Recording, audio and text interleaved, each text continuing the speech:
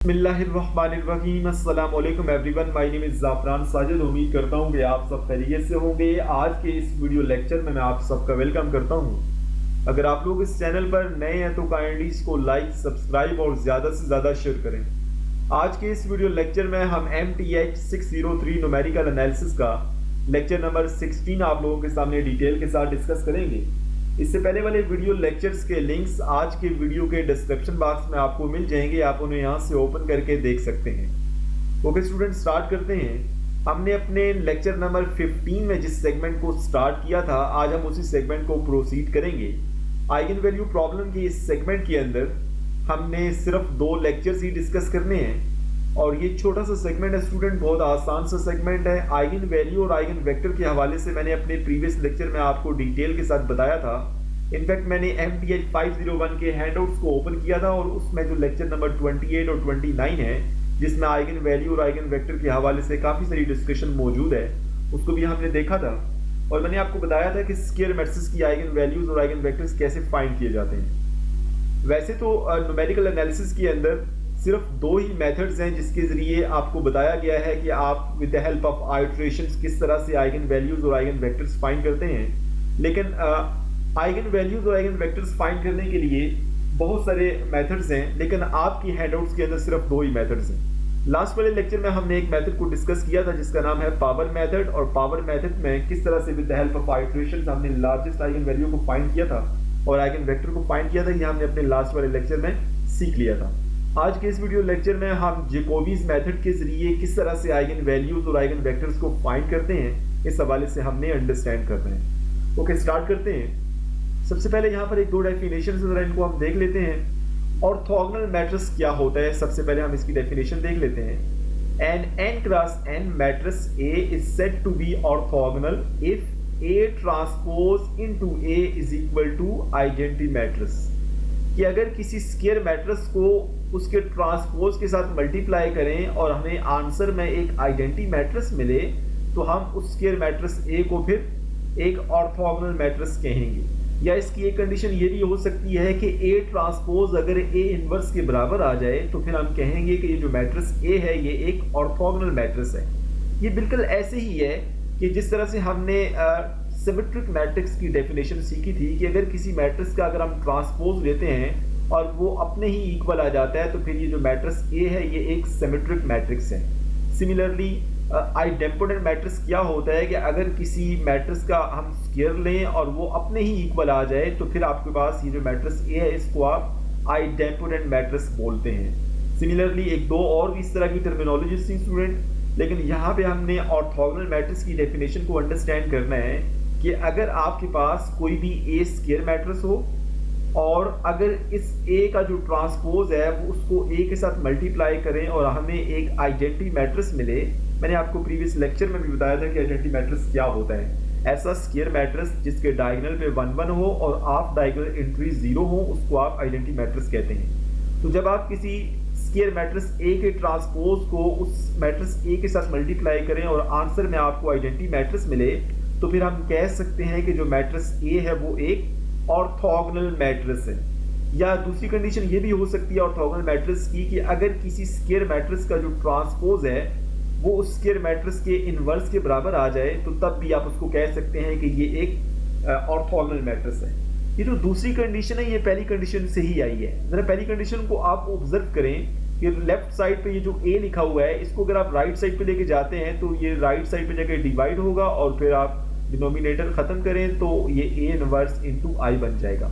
और किसी भी मैट्रिक्स को जब आप आइडेंटिटी मैट्रिक्स के साथ मल्टीप्लाई करते हैं स्टूडेंट तो आपको वही मैट्रिक्स मिलता है। ठीक है, तो यहाँ से आपको A इनवर्स ही मिलेगा, तो तभी आपके पास ये दूसरी कंडीशन यहाँ पे मैंने लिख दी है। अच्छा, अब यहाँ पे हमने ऑर्थोगोनल मैट्रिक्स की जो डेफिनेशन उसको तो अंडरस्टैंड कर लिया है। अब जैकोबीज मेथड के अंदर भी हमने जो भी स्क्वायर मैट्रिक्स गिवन होगा जिसकी आइगन वैल्यूज या आइगन वेक्टर्स हमने फाइंड करने हैं, हमने उस स्क्वायर मैट्रिक्स के करस्पॉन्डिंग जो ऑर्थोगोनल मैट्रिक्स होंगे हमने वो फाइंड करने हैं। ठीक है, और जब हम ऑर्थोगोनल मैट्रिक्स फाइंड कर लेंगे तो उनको यूज करके हम फिर गिवन स्क्वायर मैट्रिक्स के करस्पॉन्डिंग जो डायगोनल मैट्रिक्स होंगे हमने वो फाइंड करने हैं। ठीक है, ये जो टर्मिनोलॉजी है जैकोबीज मेथड के पीछे वो यही है।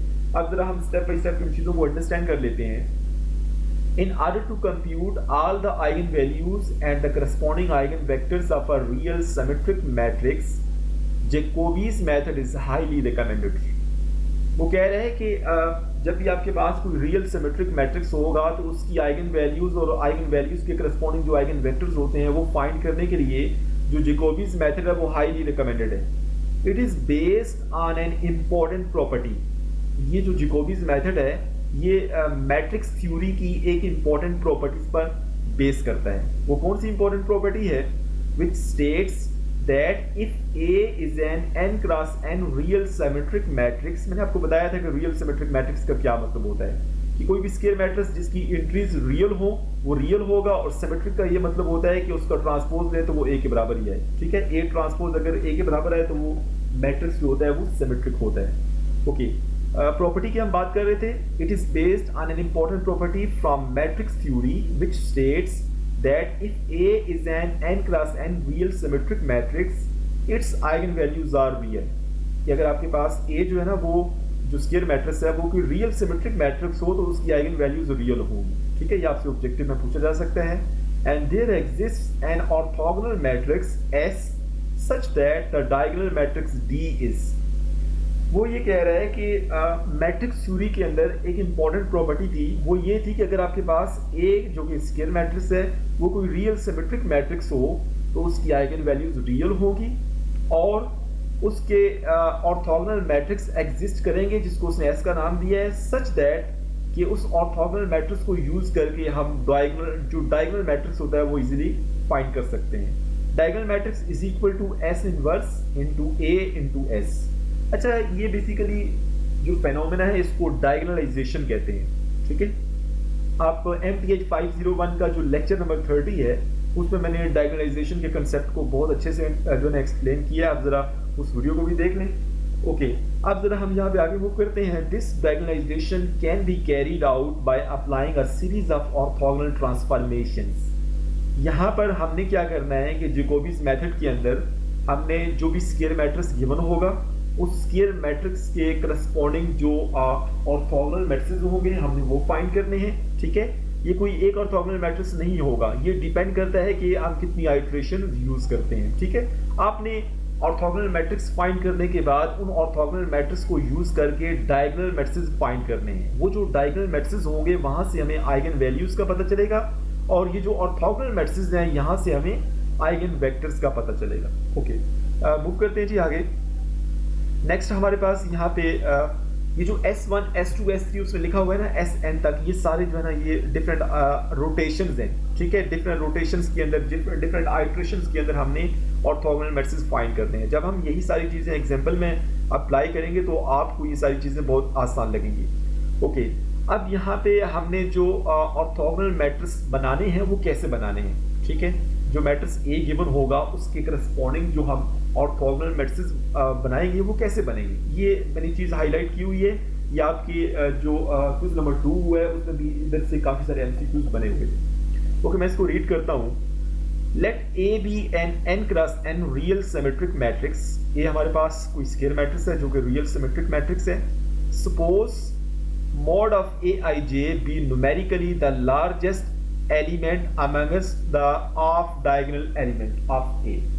वो ये कह रहा है कि हम सपोज करते हैं कि ये जो Aij है ना जिसकी एब्सोल्यूट वैल्यू की बात हो रही है ये न्यूमेरिकली सबसे बड़ी वैल्यू है स्केयर मैट्रिक्स A के ऑफ डायगोनल एलिमेंट्स में से. ठीक है, we construct an orthogonal matrix S1 defines as. हमने जो ऑर्थोगोनल मैट्रिक्स कंस्ट्रक्ट करना है उसमें ये वाली एंट्रीज लाजमी होंगी.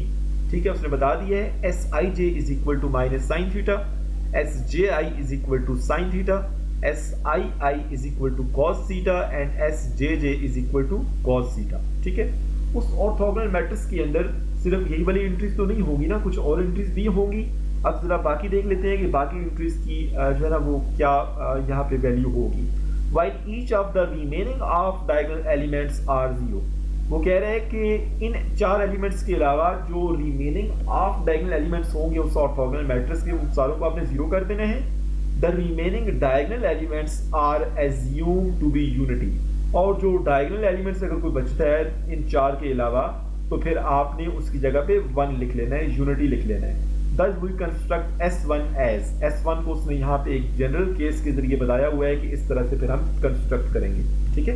ये उसकी जनरल फॉर्म है। S1 इज इक्वल टू हमारे पास ये cos theta minus sin theta cos theta, ये ith रो और jth कॉलम के अंदर उसने लिख दिए हैं। यहाँ से हो सकता है आपको समझना है स्टूडेंट, मैं ये नहीं कहता कि आपको यहीं से समझ आ जाएगी। अभी हम जब एग्जाम्पल करेंगे तो फिर आपको ये सारी चीज़ें बहुत अच्छे से अंडरस्टैंड होंगी। ओके, अब एक दफ़ा मैं सारी चीज़ें जो है ना उनको समराइज करता हूँ।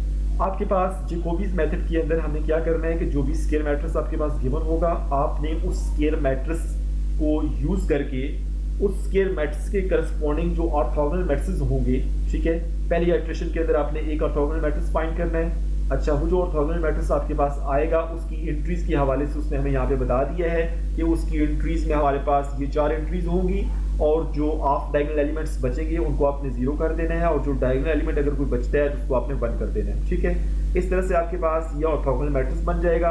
इस ऑर्थोगोनल मैट्रिक्स को यूज करके आपने जो है ना वो गिवन मैट्रिक्स के करस्पॉन्डिंग जो डायगोनल मैट्रिक्स हैं वो आपने फाइंड करने हैं। देखिए S1 हमने फाइंड कर लिया पहली रोटेशन के अंदर, पहली इटरेशन के अंदर, तो आपने फिर D1 फाइंड करना है डायगोनल एलिमेंट कैसे फाइंड करेंगे?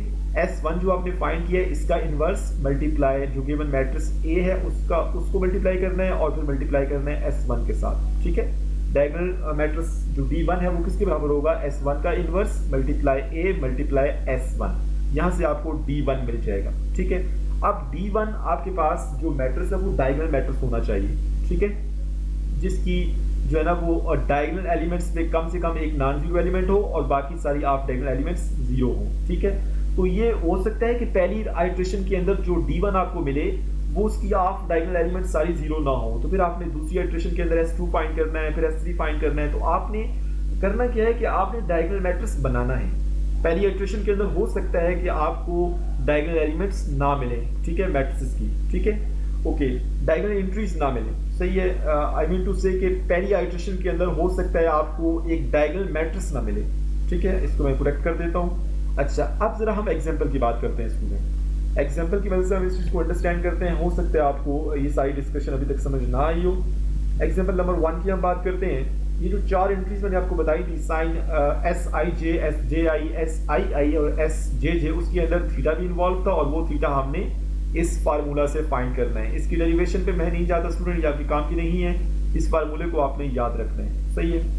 अच्छा, अब जरा हम जाते हैं एग्जाम्पल पे स्टूडेंट। एग्जाम्पल हमारे पास यहाँ पे पहली एग्जाम्पल है, find all the eigenvalues and the corresponding eigenvectors of the matrix by Jacobi's method। आपके पास ये एक मैट्रिक्स A गिवन है जो कि एक स्केयर मैट्रिक्स है जिसका ऑर्डर 3x3 है। अच्छा, आपने इसकी सारी आइगन वैल्यूज और आइगन वेक्टर्स फाइंड करने हैं।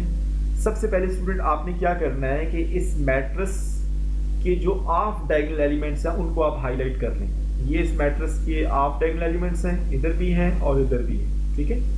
अच्छा, इन ऑफ डायगोनल एलिमेंट्स में से वो एलिमेंट कौन सा है जिसकी एब्सोल्यूट वैल्यू बाकी ऑफ डायगोनल एलिमेंट से बड़ी है? वो ऑफ कोर्स ये 2 है। 2 की एब्सोल्यूट वैल्यू जो है ना वो बाकी ऑफ डायगोनल एलिमेंट से बड़ी है। ये 2 यहाँ पर भी लिखा है और यहाँ पर भी लिखा है। ये जरा इसको मैं रेज कर देता हूँ स्टूडेंट। यहाँ से मैं इस ऑफ डायगोनल एलिमेंट्स जिसकी एब्सोल्यूट वैल्यू बाकी ऑफ डायगोनल एलिमेंट से बड़ी है उसको मैं हाईलाइट कर देता हूँ। अच्छा, इसकी पोजीशन क्या है? ये 1-3 पोजीशन पे लिखा हुआ है, मतलब पहली रो है और तीसरा कॉलम है। और इसकी पोजीशन क्या है स्टूडेंट? इसकी पोजीशन क्या है? 3-1, मतलब तीसरी रो है और पहला कॉलम है। अच्छा, अब हमारे पास जो फार्मूला है थीटा फाइंड करने का, वो फार्मूला क्या है स्टूडेंट? यहाँ पे उसने बता दिया है, the given matrix is real and symmetric, the largest of diagonal elements is found to be A13 A31 is equal to 2। Okay, अच्छा, अब हम थीटा को कंप्यूट करते हैं। ये वो फार्मूला है स्टूडेंट। यहाँ पे आई देखें, आई की जगह यहाँ पे 1 लिखा हुआ है और जे की जगह यहाँ पे 3 लिखा हुआ है। तो इस फार्मूले के अंदर आई की जगह पे 1 पुट करें और जे की जगह पे 3 पुट करें, तो यहाँ पे आपके पास ये वाली फॉर्म आ जाएगी। अब यहाँ पे A13 A11 A33 ये सारे एलिमेंट्स यहाँ पे पुट कर दें। आप देख सकते हैं स्टूडेंट कि हमारे पास जो A13 है वो 2 के बराबर है, A11 जो है वो हमारे पास यहाँ पे 1 के बराबर है। उसने यहाँ पे 1 पुट कर दिया डिनोमिनेटर में, मैं यहाँ पे पुट कर देता हूँ 2 इंटू A13 की वैल्यू हमारे पास 2 है। ओके, नीचे A11 है, A11 की वैल्यू हमारे पास 1 है। ओके, उसके बाद A33 हमारे पास वो भी 1 ही है, तो 4 divide by 0 which is equal to infinity. ठीक है, तो हमारे पास 10 2 थीटा हमारे पास किसके इक्वल आ गया, इन्फिनिटी के। तो 2 theta will be equal to tan inverse of infinity. तो हमारे पास ये tan इनवर्स ऑफ इन्फिनिटी क्या होता है, दिस इज 90 डिग्री, क्योंकि 90 में हमें tan इन्फिनिटी देता है, ठीक है। तो थीटा की वैल्यू हमारे पास यहाँ से 45 आ जाएगी। तो यहाँ से थीटा की वैल्यू उसने π/4 या 45 लिखा हुआ है, ये रेडियन फॉर्म में लिखा हुआ है। ओके, ये थीटा आपने फाइंड कर लिया। अब आपने वो जो S1 है ना, जो पहला ऑर्थोगोनल मैट्रिक्स है, वो आपने फाइंड करना है। वो कैसे फाइंड करेंगे, आपके पास इस ऑर्थोगोनल मैट्रिक्स S1 की जो एंट्रीज हैं वो कुछ इस तरह से होंगी, Sij is equal to minus sine theta. Okay, similarly Sji will be equal to sin theta. Similarly, Sii is equal to cos of theta and Sjj is equal to cos of theta. अच्छा, अब यहाँ पे student हमारे पास i की value कितनी है, 1 है, और j की वैल्यू कितनी है, 3 है, ठीक है। ये जो ऑफ डायगोनल एलिमेंट्स में से जिस एंट्री की एब्सोल्यूट वैल्यू बाकियों से बड़ी थी उसी को मैंने यहाँ पे लिखा था, ठीक है। तो हमारे पास i की वैल्यू यहाँ पे 1 पुट कर दें और j की वैल्यू हमारे पास 3 है, 3 पुट कर दें। तो हमारे पास यहाँ से ये चारों एलिमेंट्स कैसे आएंगे, S13 is equal to minus sine of theta. Theta हमने कितना फाइंड किया, π/4 मतलब 45 डिग्री। तो इसकी वैल्यू हमारे पास 1/√2 आएगी, ठीक है। सिमिलरली S31, ये जो दूसरा हमारे पास Sj आई है, j की जगह 3 पुट करें और i की जगह 1 पुट करें। S31 is equal to sine theta, और थीटा हमारे पास क्योंकि 45 डिग्री है, π/4 है, तो इसकी वैल्यू प्लस 1/√2 आ जाएगी। सिमिलरली ये जो तीसरा एलिमेंट है, यहाँ पे i की वैल्यू 1 पुट कर दें, तो S11 will be equal to cos of 45 which is equal to 1/√2। Similarly S33 is equal to cos of 45 which is equal to 1/2√। Okay, तो ये चार वैल्यूज आपको मिल गई हैं। अच्छा, जो मैट्रिक्स A है उसका ऑर्डर 3x3 है, तो जो ऑर्थोगोनल मैट्रिक्स आप फाइंड करेंगे इसका ऑर्डर भी 3x3 ही होगा। तो हमारे पास S11 ये लिख दिया उसने, cos π/4 मैंने इसकी डायरेक्ट वैल्यू पुट कर दी है, तो हमारे पास 1/√2 ही आता है, आप देख सकते हैं cos S11, ठीक है। तो ये 1/√2 ही आता है। उसके बाद नेक्स्ट हमारे पास जो वैल्यू है वो S33 है, S33 की वैल्यू भी 1/√2 ही है। उसके बाद S13 है, मतलब माइनस 1/√2, और S31 जो कि 1/√2 है, उसकी वैल्यू भी यहाँ पे हमने पुट कर दी। ये चार वैल्यूज हमें मिल गई हैं इन फार्मूला से। अच्छा, बाकी उसने कहा था कि जो ऑफ डायगोनल एलिमेंट्स हैं उनको जीरो कर दें, या जीरो ऑफ डायगोनल एलिमेंट है, इधर भी ऑफ डायगोनल पोजीशन है, ये भी ऑफ डायगोनल पोजीशन है, ये भी ऑफ डायगोनल पोजीशन है, इन चारों की जगह जीरो पुट कर दिया। और ये जो हमारे पास दरमियान में एक पोजीशन बचती है, ये डायगोनल पोजीशन है, तो इसकी जगह 1 ही आएगा, ये उसने ऊपर हमें बता दिया था। तो इस तरह से स्टूडेंट हमने S1 फाइंड कर लिया। जब S1 हमने फाइंड कर लिया तो हम फिर D1 भी फाइंड कर सकते हैं, क्योंकि हमारे पास ये फार्मूला है, D1 is equal to S1 inverse A into S1। अच्छा, क्योंकि S1 हमारे पास एक ऑर्थोगोनल मैट्रिक्स है, तो हमने पढ़ा था कि अगर कोई ऑर्थोगोनल मैट्रिक्स है तो उसका जो ट्रांसपोज है वो उसके इनवर्स के बराबर होगा। तो यहाँ से S1 इनवर्स की जो वैल्यू है वो S1 ट्रांसपोज के बराबर आप लिख सकते हैं। मैं यहाँ से आपको बता भी देता हूँ, D1 will be equal to S1 inverse into A into S1। अब S1 इनवर्स की जगह आप S1 ट्रांसपोज भी पुट कर सकते हैं, क्योंकि ये ऑर्थोगोनल मैट्रिक्स है तो ये अपने ट्रांसपोज के बराबर होगा यहाँ से, ताकि आपको इनवर्स फाइंड ना करना पड़े, ठीक है। अच्छा, अब जो S1 आपके पास गिवन है इसका आपने ट्रांसपोज लेना है, आपने इसका ट्रांसपोज लेना है और यहाँ पे पुट कर देना है स्टूडेंट।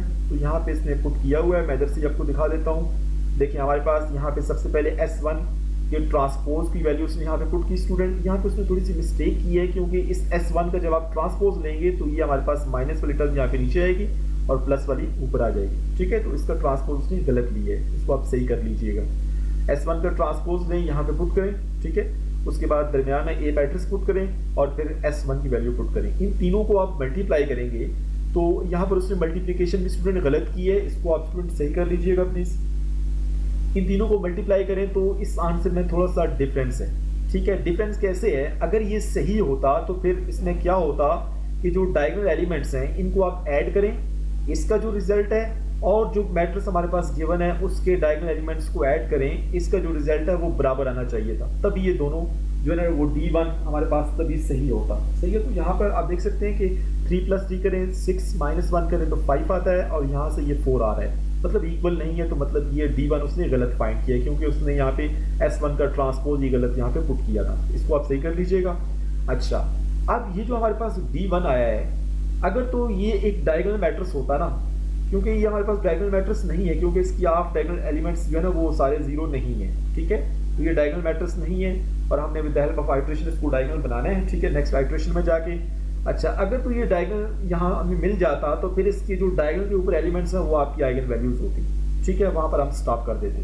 ठीक है, और ये जो S1 हमने फाइंड किया है, इसको यूज़ करके इसके जो 3 कॉलम्स हैं वो हमें 3 आइगन वेक्टर्स हमें दे देते। ठीक है, लेकिन क्योंकि यहाँ पे डायगोनल मैट्रिक्स हमें सही नहीं मिला, इसको भी हम इम्प्रूव करेंगे। अब हम क्या करते हैं, दोबारा से वही काम हम करेंगे जिस तरह से हमने ऊपर किया है। अब हमने हमारे पास ये मैट्रिक्स है। ठीक है, अब हमारे पास जो मैट्रिक्स है वो ये D1 है, इसके साथ हमने वो सारी कैलकुलेशन करनी है। इस D1 की हाफ डायगोनल एलिमेंट्स में से वो कौन सी हाफ डायगोनल एलिमेंट है जिसकी एब्सोल्यूट वैल्यू बाकियों से बड़ी है, तो ऑफकोर्स 2 है। 2 की पोजीशन क्या है, 2 की पोजीशन हमारे पास A12 पोजीशन है। ठीक है, ये हमारे पास पहली रो और दूसरा कॉलम, और सिमिलरली यहाँ पे जो उसकी पोजीशन है वो 2 1 है, मतलब A21 इज इक्वल टू 2। अच्छा, ये दोनों उसने यहाँ पे लिख दिए स्टूडेंट। अब यहाँ पे उसने A का नाम नहीं लिया क्योंकि डायगोनल मैट्रिक्स उसने D कह दिया है, D12 D21 is equal to 2, तो उसको आप यही कह दें तो ज़्यादा बेहतर है स्टूडेंट, क्योंकि हमारे पास ये डायगोनल मैट्रिक्स D1 है, तो इसके जो एलिमेंट्स होंगे उसने उसको स्मॉल d D1 और D2 कह दिए, D21। ठीक है, इज इक्वल टू 2। अच्छा, अब आपने क्या करना है, दोबारा से वो जो एंगल फाइंड करने वाला फार्मूला है उसमें I की जगह पे 1 पुट करना है, J की जगह पे 2 पुट करना है, तो फार्मूले में 2D12 divided by D11 minus D2। लेकिन हमारे पास D12 की वैल्यू तो हमारे पास 2 है, D11 की वैल्यू हमारे पास 3 है, और D22 की वैल्यू हमारे पास जो है ना वो हमारे पास वो भी 3 ही है। ओके, इन सारी वैल्यूज को पुट करेंगे, दोबारा से tan 2 theta is equal to infinity आ जाएगा, और थीटा की वैल्यू दोबारा से हमें π/4 मिल जाएगी। अच्छा, थीटा की वैल्यू हम इस वजह से फाइंड करते हैं ताकि जो ऑर्थोगोनल मैट्रिक्स हम फाइंड करेंगे उसके अंदर जो Sij, Sji, Sii और Sjj एलिमेंट्स हैं उनको हम फाइंड कर सकें। तो ये उसने यहाँ पे फाइंड किए स्टूडेंट। हमारे पास वो जो 4 एलिमेंट्स हैं मैं दोबारा से लिख देता हूँ, Sij is equal to minus sine theta, और यहाँ पे आप I की जगह पे 1 पुट करें और J की जगह पे 2 पुट करें, तो S12 हमारे पास माइनस साइन थीटा, और थीटा हमने फाइंड किया हुआ है जो कि 45 के बराबर है, तो -1/√2 आ गया। तो मतलब S12 जो एलिमेंट है वो कितना है, -1/√2। ये S12 की उसने वैल्यू पुट की। सिमिलरली S21 जो पहले मैं लिख देता हूँ यहाँ पे, Sji is equal to sine theta होता है, और J की वैल्यू 2 है और I की वैल्यू 1 है, और थीटा की वैल्यू 45 है, तो पुट करेंगे तो यहाँ से 1/√2 मिलेगा, और S21 ये लिखा हुआ है आप देख सकते हैं। सिमिलरली Sii मतलब S11 ये है, और S22 हमारे पास ये है। बाकी जितने भी हाफ डायगोनल एलिमेंट्स बचते हैं उनको 0 कर दें, ये हाफ डायगोनल एलिमेंट्स हैं और ये डायगोनल पोजीशन है तो उसकी जगह 1 आएगा। तो इस तरह से हमने एक नया ऑर्थोगोनल मैट्रिक्स फाइंड कर लिया जिसको हमने S2 कह दिया है। ओके स्टूडेंट, अच्छा जब आपके पास S2 आ गया तो फिर हम D2 भी फाइंड कर सकते हैं। यहाँ पर भी आपने S2 इनवर्स की जगह S2 ट्रांसपोज लिखना है, क्योंकि S2 एक ऑर्थोगोनल मैट्रिक्स है तो इसका जो इनवर्स है वो इसके ट्रांसपोज के बराबर होता है। तो यहाँ से आप S2 का ट्रांसपोज लें और यहाँ पे पुट कर दें D1 और S2 के साथ मल्टीप्लाई करें, तो हमारे पास ये उसने सारा लिखा हुआ है यहाँ पे, और यहाँ पे आपके पास जो नया डायगोनल मैट्रिक्स है D2 वो ये आ गया। सही है। अब ये जो D2 आपके पास आया है नया diagonal matrix after the concept of diagonalization, इसमें आप देखें कि सारी हाफ डायगोनल एलिमेंट्स जो है ना वो 0 हैं, इधर भी और यहाँ पर भी। तो ये आपके पास वो रिक्वायर्ड डायगोनल मैट्रिक्स है। ठीक है, इसकी जो डायगोनल एलिमेंट्स हैं वो आपकी आइगन वैल्यूज हैं, मतलब हमारे पास जो आइगन वैल्यूज हैं वो क्या है, 5 है, 1 है और -1 है। ये 3 आइगन वैल्यूज हैं जो कि रियल हैं, आप देख सकते हैं। ठीक है, तो इस तरह से स्टूडेंट आपने जो है ना वो जैकोबीज मेथड के जरिए आइगन वैल्यूज फाइंड करनी है। अच्छा, अब जो आइगन वेक्टर्स होंगे वो कैसे आएंगे, S इज इक्वल टू जितने भी ऑर्थोगोनल मैट्रिक्स आपने फाइंड किए हैं, क्योंकि हमने 2 ही अल्ट्रेशन किए हैं तो S1 और S2 फाइंड किया है, इन दोनों को मल्टीप्लाई कर लें, S1 को S2 के साथ मल्टीप्लाई करें तो ऑफकोर्स आपके पास एक नया मैट्रिक्स आएगा। इस नए मैट्रिक्स के जितने भी कॉलम्स हैं स्टूडेंट वो आपकी आइगन वेक्टर्स हैं। ठीक है, यहाँ से मैं आपको दिखा भी देता हूँ तो उसने किया है, यहाँ पे आप देख सकते हैं। This turned out to be a diagonal matrix, so we stop the computation. From here we notice that the eigenvalues of the given matrix are 5, 1 and -1। मतलब इस D2 का जो डायगोनल एलिमेंट्स हैं वही आइगन वैल्यूज होंगी। The eigen vectors are column vectors of S हम कैसे find करेंगे, S1 और S2 को हम मल्टीप्लाई करेंगे, जितने भी आपने ऑर्थोगोनल मैट्रिसेस फाइंड किए होंगे उन सारों को मल्टीप्लाई करेंगे तो उसको आप S का नाम दे दें, ठीक है। और ये आपके पास जो S मैट्रिक्स है इसके अंदर ये जो कॉलम्स हैं, ये पहला कॉलम है स्टूडेंट, ये दूसरा कॉलम है और ये तीसरा कॉलम, ये तीन आपको आइगन वेक्टर्स मिल गए, क्योंकि तीन आइगन वैल्यूज थी तो तीन आइगन वेक्टर्स आपको मिल गए। उम्मीद करता हूँ कि आपको इस पहली एग्जांपल की अंडरस्टैंडिंग होगी स्टूडेंट। मैंने कोशिश किया आपको डिटेल के साथ समझाऊँ। अच्छा, एग्जांपल नंबर 2 की भी हम बात कर लेते हैं। Find all the eigen values of the matrix by Jacobi's method. ये आपके पास मैट्रिक्स है स्टूडेंट। अच्छा, सबसे पहले तो आपने यहाँ से ऑर्थोगोनल मैट्रिक्स फाइंड करना है। ऑर्थोगोनल मैट्रिक्स की एंट्रीज को फाइंड करने के लिए आपको थीटा भी चाहिए, ठीक है। तो हम क्या करते हैं, सबसे पहले थीटा फाइंड करने के लिए क्या करते हैं कि आपके पास ये स्टूडेंट फार्मूला है, tan 2 theta is equal to 2aij divided by ai minus aj।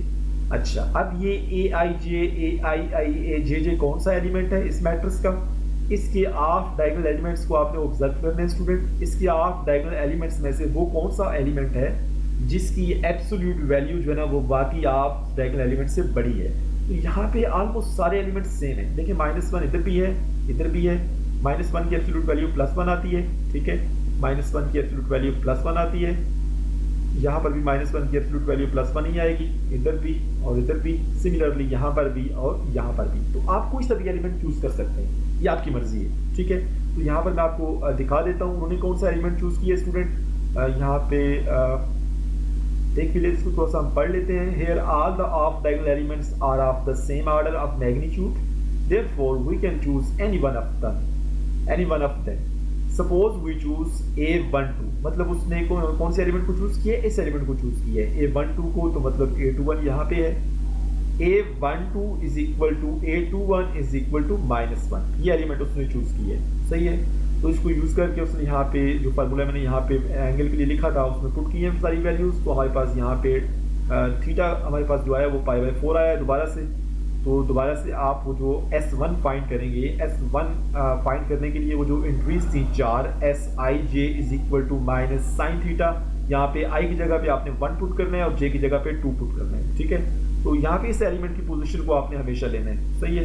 तो S12 is equal to minus sine of 45 degree मतलब π/4, तो हमारे पास ये -1/√2 ही आएगा। सिमिलरली S21 S11 S22 ये चार एलिमेंट्स आपको चार फार्मूला से मिल जाएंगे क्योंकि थीटा हमने फाइंड कर ली है। अच्छा, और बाकी आप डायगोनल एलिमेंट्स को आपने 0 कर देना है और जो डायगोनल एलिमेंट्स होंगे उनको आपने 1 कर देना है। तो यहाँ पर उसने आप देख सकते हैं कि जो आप डायगोनल एलिमेंट्स है उसको 0 कर दिया और जो डायगोनल एलिमेंट है हमारे पास वो उसको 1 कर दिया।